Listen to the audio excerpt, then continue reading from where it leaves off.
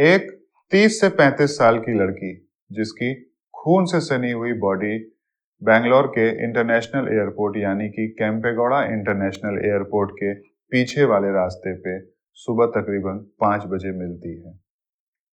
Police वाले जब वहां पे पहुंचते हैं तो उन्हें आसपास कोई भी ऐसा क्लू नहीं मिलता है जिससे कि उन्हें छानबीन करने में मदद मिल सके। पुलिस वालों को इस केस को सॉल्व करने में काफी ज्यादा मेहनत लगती है, क्योंकि जब भी वो किसी नतीजे पे पहुंचने वाले होते हैं तो उनके सामने रास्ता सारा बंद उन्हें नजर आता है।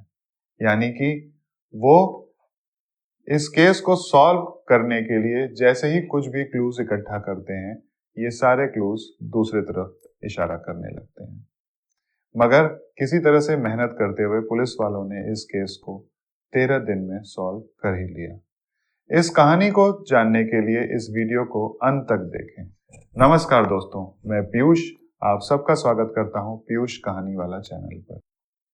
अगर अभी तक आपने चैनल को सब्सक्राइब नहीं किया है तो चैनल को सब्सक्राइब करें और बेल आइकन जरूर प्रेस करें और ये वीडियो अपनों के बीच में शेयर करें, जिससे कि ज्यादा से ज्यादा लोग ये जान सकें कि हमारे समाज में हमें कैसे सेफ रहना है और अपनों को और खुद को कैसे सेफ रखना है। आइए शुरू करते हैं आज की ये कहानी। ये बात है 31 जुलाई 2019 की। उस दिन सुबह के 5 बजे एक व्यक्ति बेंगलोर के इंटरनेशनल एयरपोर्ट यानी कि केम्पेगौड़ा इंटरनेशनल एयरपोर्ट के पीछे वाले रास्ते पर टहलने के लिए निकला था। उस व्यक्ति को टहलते हुए सड़क किनारे एक लड़की की डेड बॉडी मिलती है, जो कि पूरी तरह से खून में सनी हुई थी। आसपास भी काफी ज्यादा खून बिखरा हुआ था और उस लड़की का चेहरा पत्थर से मार करके खराब करने की कोशिश की गई थी, जिससे कि उस लड़की की पहचान न हो सके। उस व्यक्ति ने पुलिस वालों को खबर की तो बागालूर पुलिस थाने से पुलिस वाले वहां मौके पर पहुंचे।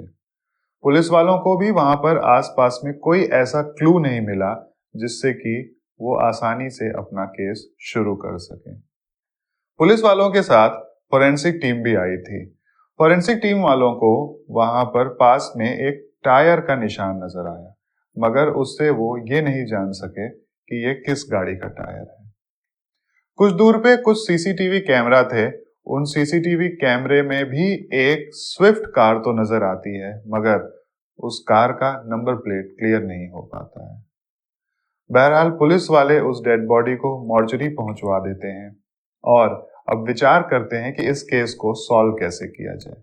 तो इस केस को सॉल्व करने के लिए उन्होंने कुछ एंगल्स पे फोकस करने की कोशिश की। उसमें से पहला एंगल तो ये था कि उस लड़की ने जो ब्रांडेड कपड़े पहने हुए थे और टाइटन की एक विशेष मॉडल की घड़ी लगा रखी थी, उसके बारे में पता किया जाए कि ये कहां से और किसने खरीदा है। इसके अलावा उन्होंने ये सोचा दूसरा एंगल कि ये पता किया जाए कि क्या पिछले कुछ दिनों में 30 से 35 साल की कोई लड़की लापता हुई है। तीसरा एंगल उन्होंने ये सोचा कि एयरपोर्ट पे ये पता किया जाए कि क्या पिछले 1 से 2 दिन के अंदर किसी ने अपनी फ्लाइट मिस की है। और चौथा एंगल ये था कि उस गाड़ी के बारे में पता किया जाए जो वहां से गुजरी थी, जिसके टायर के निशान वहां पर मिले थे। इन सारे एंगल्स पे काम करने के लिए 20 पुलिस वालों को इकट्ठा किया गया और उन्हें 5 टीमों में बांटा गया। एक टीम ने कपड़ों के बारे में जानकारी इकट्ठा करने में अपनी छानबीन शुरू की। दूसरी टीम ने टाइटन वॉच के बारे में पता करना चालू किया। तीसरी टीम ने 30 से 35 साल की कोई लड़की क्या लापता हुई है या नहीं, इसके बारे में पता करना शुरू किया। चौथी टीम ने एयरपोर्ट पे किसी ने फ्लाइट मिस की है कि नहीं, ये पता करना शुरू किया। और 5वीं टीम ने ये पता करना शुरू किया कि वो टायर के निशान किस गाड़ी के थे। अब उस ब्रांडेड जीन्स के बारे में जब पता किया गया तो पता चला कि वो ब्रांडेड जीन्स दिल्ली, मुंबई और बेंगलोर में बिकी है। उसकी तकरीबन 14,000 पीसेस बिकी हैं। उस टाइटन वॉच के बारे में पता किया गया तो पता चला कि उस टाइटन वॉच की तकरीबन 1400 पीसेस ऑल ओवर इंडिया बिकी हैं। अब ये 14,000 नंबर तो बहुत बड़ा है, 1400 नंबर तो फिर भी एक बार के लिए छोटा है। तो उस 14,000 नंबर को छोटा करने के लिए पुलिस वालों ने ये पता किया कि जिस साइज की जीन्स उस लड़की ने पहन रखी है, उस साइज की जीन्स कितने लोगों ने खरीदी। तो पता चला कि उस साइज की जीन्स तकरीबन 800 लोगों ने खरीदी। अब इन 800 लोगों की एक नंबर की लिस्ट बनाई गई और इसका एक व्हाट्सएप ग्रुप बनाया गया। और इधर जिन 1400 लोगों ने टाइटन वॉच खरीदी थी, उनके नाम की एक लिस्ट बनाई गई और उनका एक व्हाट्सएप ग्रुप बनाया गया। अब इन दोनों व्हाट्सएप ग्रुप्स पे उस लड़की की फोटो भेजी गई और पता करने की कोशिश की गई कि क्या कोई इस लड़की को जानता है या नहीं, मगर इस काम से पुलिस वालों को कोई सफलता नहीं मिली। उधर जिस टीम ने ये पता लगाने की कोशिश की कि क्या 30 से 35 साल की किसी लड़की की गुमशुदगी की कोई रिपोर्ट दर्ज कराई गई है, उन्हें भी कोई सफलता नहीं मिली। जिस टीम ने ये पता लगाने की कोशिश की कि क्या एयरपोर्ट पे किसी की फ्लाइट पिछले 1-2 दिन में मिस हुई है, तो उन्हें भी पता ये चला कि पिछले 1-2 दिनों में किसी की भी फ्लाइट मिस नहीं हुई है। और जो एक टीम उस गाड़ी का पता करने में लगी हुई थी, उसको भी उस गाड़ी के बारे में कुछ पता नहीं चला। पुलिस वाले पूरी तरह से मेहनत करने में लगे हुए थे, मगर उन्हें सफलता नहीं मिल रही थी। ये सारी चीजें पता करने में तकरीबन 2 दिन निकल गए। इसके बाद पुलिस वालों ने ये सोचा कि उस लड़की की बॉडी से हो सकता है हमें कोई क्लू मिल जाए। तो उस लड़की की बॉडी को दोबारा से ध्यान से देखने के लिए कुछ महिला पुलिस वालों ने मॉर्चरी में जाकर के उस लड़की की डेड बॉडी दोबारा से देखी। और दोबारा देखने के बाद उन्हें उस लड़की की डेड बॉडी पर एक एस का टैटू मिला। वो एस का टैटू पहले इसलिए नहीं मिला था क्योंकि वो उस लड़की के गर्दन के नीचे बना हुआ था, जो कि कपड़ों से ढका हुआ था। इसके बाद पुलिस वालों ने उस एस के टैटू के बारे में सोचते हुए ये सोचा कि या तो इस लड़की का नाम एस से होगा या तो इसके किसी खास जानने वाले का नाम एस से होगा।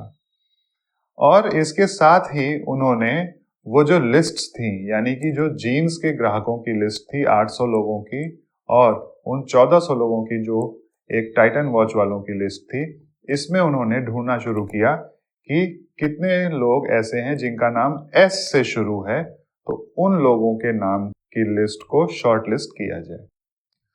तो टाइटन वॉच के 1400 लोगों की शॉर्ट लिस्ट की गई लिस्ट को जब देखा गया तो वो लिस्ट शॉर्ट लिस्ट होकर के 115 नंबर पे आ गई। यानी कि 115 लोग ऐसे थे जिनका नाम एस से शुरू होता है और उन्होंने उस मॉडल की टाइटन वॉच खरीदी थी। अब उन 115 लोगों को दोबारा से मैसेज किया गया और पता करने की कोशिश की गई कि क्या कोई इस लड़की को जानता है, मगर वहां पे सफलता नहीं मिली।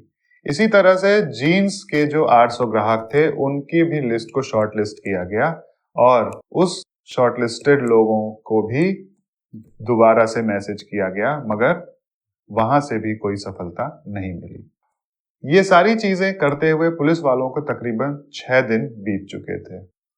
7वें दिन उस टीम के एक कांस्टेबल को उसके मुखबिर ने खबर दिया कि एक आदमी ने अपनी बीवी को मार करके उसकी डेड बॉडी को बैंगलोर इंटरनेशनल एयरपोर्ट के पीछे वाले जगह पर कहीं पर डाल दिया है और वो आदमी नॉर्थ इंडियन है।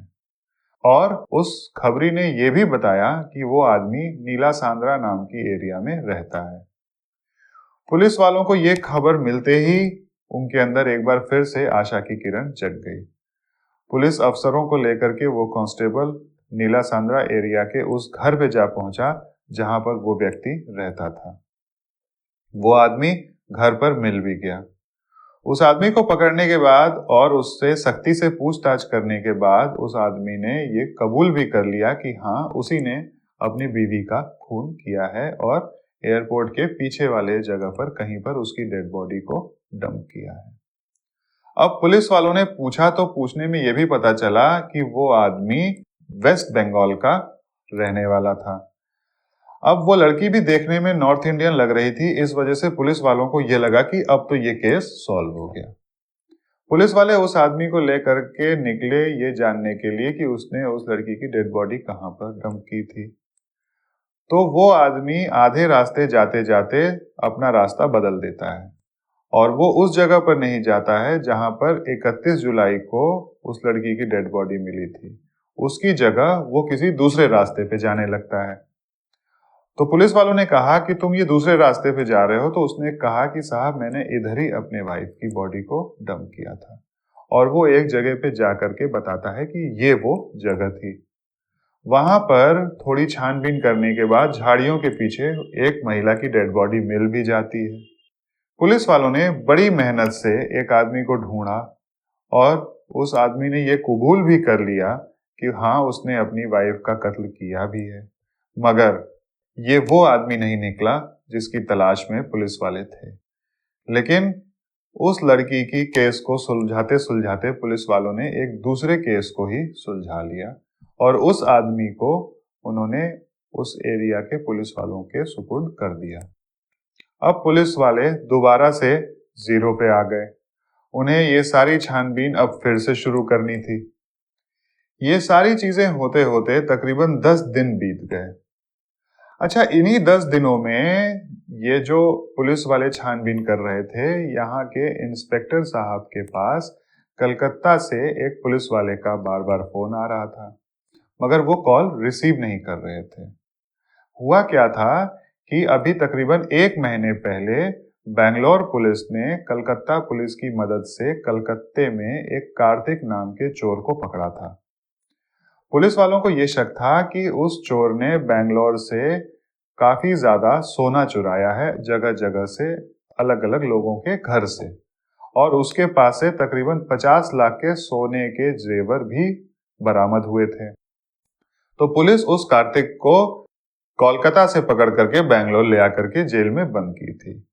उधर कोलकाता में भी कुछ चोरी के केसेस हुए थे और कोलकाता पुलिस को यह लग रहा था कि उसको कार्तिक से पूछताछ करने पर कुछ मदद मिल सकती है और हो सकता है ये पता चल जाए कि चोरी किसने की है, या ये पता चल जाए कि हो सकता है कि कार्तिक ने ही चोरी की है। इस वजह से कलकत्ता पुलिस वाले बैंगलोर पुलिस को बार बार फोन कर रहे थे, जिससे कि वो कार्तिक को कुछ दिन रिमांड पे लेकर के अपने पास उससे पूछताछ कर सकें। मगर चूंकि इधर बैंगलोर पुलिस वाले जो हैं अपनी छानबीन में काफी ज्यादा उलझे हुए थे, इसलिए पिछले 1 हफ्ते 10 दिन से जब उनका फोन आ रहा था तो वो उसे रिसीव नहीं कर रहे थे। मगर 10वें दिन उन्होंने उनका कॉल रिसीव किया, जिस पर कलकत्ता पुलिस के अधिकारी ने अपनी मांग इधर बैंगलोर पुलिस के अधिकारी से रखी। इसके बाद इन्होंने ये कहा कि साहब अभी तो देखिए हम लोग बहुत ज्यादा व्यस्त हैं और किसी एक केस में बहुत ज्यादा उलझे हुए हैं। ये कार्तिक वाली बात हम कभी और कर लेंगे, जरा कुछ दिन आप ठहर जाएं। और इसके बाद उन्होंने ये भी बताया कि ये केस क्या था। उन्होंने बताया कि हमें एक महिला की डेड बॉडी मिली है और वो महिला देखने में तो नॉर्थ इंडियन लग रही है, मगर उसकी कोई भी आईडी उसके आसपास हमें नहीं मिली है और उसकी हम पहचान भी नहीं कर पा रहे हैं और हम काफी ज्यादा उलझे हुए हैं। हमें जब भी लगता है कि हम किसी नतीजे पर पहुंच रहे हैं तो हमें आगे सारा रास्ता बंद दिखता है। जब इधर बैंगलोर पुलिस के अधिकारी ने उस कलकत्ता पुलिस के अधिकारी को ये बात बताई तो उन्होंने कहा कि 1 मिनट, मैं आपको एक बात बताना चाहता हूं कि हमारे यहाँ कलकत्ता में तकरीबन 10 दिन पहले एक कंप्लेन लॉग की गई थी, जिसमें उस शख्स ने ये लॉग कराया कि उसकी बीवी से उसका कोई संपर्क नहीं हो पा रहा है और उसकी बीवी बैंगलोर ही गई थी। उस आदमी का नाम है सौदीप डे और उस महिला का नाम यानी कि सौदीप डे के बीवी का नाम है पूजा डे। ये जानकारी पुलिस वालों को मिली तो पुलिस वालों को फिर से एक आशा की किरण जगी कि हो सकता है कि हमारा केस अब सॉल्व होने की दिशा में चल पड़ा है। इसी दरमियान पुलिस की दूसरी टीम को एक शख्स का दिल्ली से फोन आता है और उस शख्स ने अपना नाम अली बताया और उसने ये बताया कि जिस टाइटन वॉच के बारे में आप छानबीन कर रहे हैं, पता लगा रहे हैं, वो टाइटन वॉच मैंने ही खरीदी है और मैंने अपनी गर्लफ्रेंड को वो टाइटन वॉच गिफ्ट की है। जब उस शख्स से उस शख्स की गर्लफ्रेंड का नाम पूछा जाता है तो उस शख्स ने अपनी गर्लफ्रेंड का नाम पूजा डे बताया। अब पुलिस वाले इस सोच में पड़ गए कि ये सौदीप डे की वाइफ पूजा डे कौन है और ये अली की गर्लफ्रेंड पूजा डे कौन है। क्या ये दोनों अलग अलग हैं या ये दोनों एक ही हैं? इसके लिए कलकत्ता पुलिस के पास और अली के पास उस लड़की की फोटो भेजी गई और उन दोनों ने ये बता दिया कि हाँ, यही पूजा डे है। इस बात से ये तो पक्का हो गया कि इस लड़की का नाम पूजा डे है और यही लड़की सौदीप डे की पत्नी भी है और अली की गर्लफ्रेंड भी है। अब पुलिस वालों को दोनों पे शक होने लगा, यानी कि सौदीप डे पे भी शक होने लगा और इस अली नाम के शख्स पर भी शक होने लगा। इस शक का कारण यह था कि पुलिस वालों को यह लगा कि सौदीप डे को पूजा डे यानी कि उसकी बीवी के अफेयर के बारे में पता चल गया होगा और उसने किसी से उसकी हत्या करवा दी होगी और इधर कलकत्ता में उसकी गुमशुदगी की रिपोर्ट दर्ज करा दी होगी कि उसके ऊपर कोई शक न कर सके। उधर अली के ऊपर पुलिस वालों ने इसलिए शक किया क्योंकि उन्हें ऐसा लगा कि अली को ये पता चला होगा कि पूजा जो है उसको धोखे में रखी हुई है, वो एक शादीशुदा लड़की है और उससे पैसे ऐंठने के नाम पे या उससे झूठ बोल करके वो उससे रिश्ता कायम कर रही है और इस वजह से वो गुस्से में पूजा का कत्ल कर दिया होगा। मगर फिर पुलिस वालों को यह भी लगा कि अगर अली ने ये कत्ल किया होगा तो वो खुद से हमें फोन करके ये क्यों बताता कि ये घड़ी उसी ने खरीदी है और उसने अपने गर्लफ्रेंड को ये घड़ी गिफ्ट की है। बहरहाल पुलिस वालों ने अब ये तो जान लिया था कि उस लड़की का नाम क्या है और वो लड़की कहाँ की रहने वाली है। इसके बाद पुलिस वालों ने उन 20 लोगों को 3 टीमों में बांटा, यानी वो जो 20 पुलिस वाले पहले 5 टीम में बंटे हुए थे अब उन्हें 3 टीम में बांटा। उसमें से 2 तो बड़ी टीम उन्होंने बनाई और एक छोटी टीम बनाई। जो छोटी टीम उन्होंने बनाई उसको ये जिम्मेदारी दी गई कि वो अली के बारे में पता करे। जो 2 टीमें बनाई गई उनमें से एक टीम को ये जिम्मेदारी दी गई कि वो सौदीप डे के बारे में पता करे और दूसरी टीम को उस पूजा डे का फोन नंबर दे करके ये पता लगाने की कोशिश की गई कि पूजा डे जब बैंगलोर आई तो वो कहाँ कहाँ गई और क्या क्या की। इसके बाद पुलिस वालों ने सौदीप डे के बारे में जब पता करना चालू किया तो पता ये चला कि तकरीबन 7 साल पहले सौदीप डे और पूजा डे की शादी हुई। पूजा डे और सौदीप डे के कोई औलाद नहीं है। पूजा डे पेशे से एक मॉडल है और साथ में वो इवेंट मैनेजमेंट का भी काम करती है।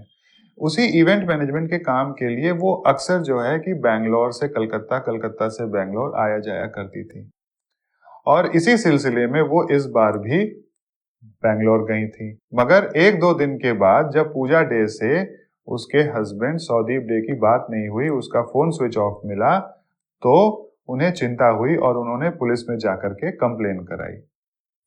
उधर अली ने भी ये बताया कि जब 1-2 दिन से पूजा डे का फोन उस समय उसको बंद मिला तो उसे भी काफी चिंता हुई थी और जब पुलिस वाले इस टाइटन वॉच के बारे में पता करने की कोशिश कर रहे थे तो पहले तो वो घबरा गया था, मगर बाद में उसने खुद से ये सोचा कि वो खुद मदद करे पुलिस वालों की, जिससे कि ये पता चल सके कि पूजा डे कहाँ है। बहरहाल इसके बाद बैंगलोर पुलिस वालों ने इन दोनों शख्स को और पूजा डे के घर वालों को बैंगलोर बुला लिया और बैंगलोर बुलाने के बाद पूजा के घर वालों ने यानी कि उसके माता पिता ने भी ये कंफर्म कर दिया कि हाँ, ये पूजा डे ही है। ये सब करते करते तकरीबन 12 दिन बीत चुके थे। उधर जो टीम उस लड़की का यानी कि पूजा डे का फोन नंबर लेकर के छानबीन कर रही थी, उस टीम को भी अहम जानकारियां मिली। उस टीम को यह पता चल गया कि पूजा डे बैंगलोर आने के बाद किस जगह पर जाकर के रुकी थी। 13वें दिन पुलिस की टीम उस होटल में जाती है जो कि सिंगसांद्रा नाम के एरिया में था। उस होटल का नाम था सहारा पवेलियन होटल। इसी सहारा पवेलियन होटल में पूजा डे उसकी कत्ल से 1 दिन पहले आकर के रुकी थी, यानी कि 30 जुलाई को आकर के रुकी थी। पूजा डे एयरपोर्ट आने के बाद एक उबर कैब बुक कराती है और उसी से वो होटल पे पहुंचती है। होटल पहुंचने के बाद पूजा डे वहां से फिर दिन में कुछ मीटिंग्स के लिए भी कहीं पर जाती है और वापस आने के बाद वो कुछ देर रेस्ट करती है। इसके बाद वहां के रिसेप्शनिस्ट ने यह बताया कि रात में तकरीबन 3:50 पर पूजा डे ने होटल से चेकआउट किया था और उसको लेने के लिए एक कैब वाला आया था। जब पूजा डे के मोबाइल को चेक किया गया तो पुलिस वालों को एक बड़ी हैरान करने वाली बात नजर आई। उसमें पुलिस वालों को यह नजर आया कि पूजा डे जब बैंगलोर एयरपोर्ट पे आती है तो उस समय जब उसने उबर बुक कराई थी उसका रिकॉर्ड मिला। शाम को जब वो मीटिंग के लिए जाती है उस समय भी जब उसने उबर कैब बुक कराई थी उसका भी उसमें रिकॉर्ड मिला। मगर रात में 3:50 पर जब पूजा होटल से जा रही थी उस वक्त उसका उबर के अकाउंट में कोई भी बुकिंग का रिकॉर्ड नहीं मिलता है। इससे यह साफ हो गया कि पूजा डे हो सकता है कि जो दिन में उबर ड्राइवर उसके पास आया था उसी के साथ चली गई हो। आमतौर पर लोग क्या करते हैं कि उबर कैब वाले या ओला कैब वाले हमें ये बोलते हैं कि साहब आप हमें कुछ कम पैसे दे दीजिएगा और हम आपको उस जगह पर छोड़ देंगे। इस एंगल पे ध्यान देते हुए पुलिस वालों ने उस होटल के सीसीटीवी कैमरे से उस रात में आए हुए ड्राइवर की गाड़ी को और उस ड्राइवर को देखने की कोशिश की और उसमें वो दिख भी गया। उस गाड़ी के ड्राइवर का नंबर देख करके उसके घर का पता लगाया गया और पुलिस वाले उसके घर पहुंच भी गए। उसके घर जब पुलिस वाले पहुंचे तो वो कैब ड्राइवर अपने घर पर ही था और उसको पुलिस वालों ने पकड़ लिया। उसको पकड़ लेने के बाद पुलिस वालों ने जब उसका नाम पूछा तो उसने अपना नाम नागेश बताया और उसकी उम्र 22 साल थी। नागेश से जब पुलिस वालों ने सख्ती से पूछा तो नागेश ने यह बताया कि नागेश के भाई ने 2 कार लोन पे ली हुई थी। उनमें से एक कार का ईएमआई जो है ड्यू था और 2-3 बार से वो नहीं भर पा रहे थे। इस वजह से उसे पैसों की सख्त जरूरत थी और जब उसने पूजा डे को शाम को मीटिंग में ले जाने के लिए अपनी गाड़ी में बैठाया तो उसके पहनावे को देख करके, उसकी बातचीत से, उसके पास के सामान को देख करके उसको ऐसा लगा कि ये लड़की पैसे वाली है और बात ही बात में उसने ये जान लिया कि ये रात में होटल से चेकआउट करेगी। जिसके बाद उसने खुद पूजा डे को ये कहा कि मैडम मैं आपको रात में लेने आ जाऊंगा, आपको जहां भी जाना होगा मैं आपको वहां पर छोड़ दूंगा और आपके पैसे भी कम लगेंगे, आपको बुकिंग कराने की कोई जरूरत नहीं होगी। और उसने पूजा डे से जान पहचान करके ये सारी बातें कर ली। इसके बाद पूजा डे भी तैयार हो गई और यही ड्राइवर रात में जब पूजा डे को निकलना था तो अपने टाइम पर वहां पे पहुंच गया। ये यानी कि नागेश पूजा डे को लेकर के एयरपोर्ट के पीछे वाले रास्ते से जब निकल रहा था तो तकरीबन 4-4:15 बज रहे थे। उस समय पूजा डे को थोड़ी झपकी आई और पूजा डे कैब में ही ड्राइवर के ऊपर विश्वास करके सो गई। पूजा डे को सोता हुआ देख करके नागेश गाड़ी को एक साइड में लगाता है और उसको ये लगता है कि ये मौका बहुत अच्छा है और मैं अब अपने चोरी के काम को अंजाम दे सकता हूं। और वो गाड़ी को साइड में लगा करके पीछे का दरवाजा खोल करके पूजा डे का कुछ सामान उठाने का कोशिश करता है, जिसमें पूजा डे जग जाती है। उसके जग जाने के बाद वो एक रॉड निकालता है और पूजा डे के सिर पर मारता है। इस दरमियान नागेश जो है पूजा डे के साथ बदतमीजी भी करने की कोशिश करता है, मगर पूजा डे हिम्मत दिखा करके उसको ढकेल करके सड़क पर भाग करके मदद मांगने के लिए प्रयास करती है, जिस पर नागेश पीछे से उसको दौड़ाता है और उसके ऊपर चाकुओं से हमला करता है। 3-4 बार चाकुओं से हमला करने के बाद पूजा डे जब जमीन पे गिर जाती है तो पास पड़े हुए पत्थर से भी नागेश उसके ऊपर हमला करता है और उसके चेहरे पर उस पत्थर से मार करके उसका चेहरा खराब करने की कोशिश करता है। इसके बाद पूजा डे वहां पे बेसुध गिर जाती है और उसके शरीर में कोई हरकत नहीं होती है। जिसके बाद नागेश पूजा डे के ज्वेलरीज, उसके एटीएम कार्ड्स और उसके सारे सामान को लेकर के वहां से रवाना हो जाता है। नागेश की इस हड़बड़ी में पूजा के घड़ी पर नजर नहीं गई होती है, इस वजह से वो उसकी घड़ी को नहीं निकाल पाता है। ये सारी जानकारी मिलने के बाद पुलिस ने नागेश को पकड़ा और कोर्ट में पेश करके उसके ऊपर केस चलाया और उसको जेल में बंद कर दिया। इस तरह से बड़ी मशक्कत करने के बाद पुलिस वालों ने 13 दिन बाद जाकर के इस मर्डर मिस्ट्री पर से पर्दा उठाया और पुलिस वालों को जहां ये लग रहा था कि हो सकता है कि उसके पति ने या उसके बॉयफ्रेंड ने उसको मारा हो, वो सारी बातें निराधार निकली और कातिल निकला एक कैब ड्राइवर जो चंद रुपयों के लिए एक लड़की का कत्ल कर दिया। इसी के साथ हमारी ये कहानी यहाँ पर खत्म होती है। आपको ये कहानी कैसी लगी कमेंट बॉक्स में कमेंट कर जरूर बताइएगा और अपनों के बीच में इस वीडियो को शेयर करिएगा और एक लाइक जरूर करिएगा।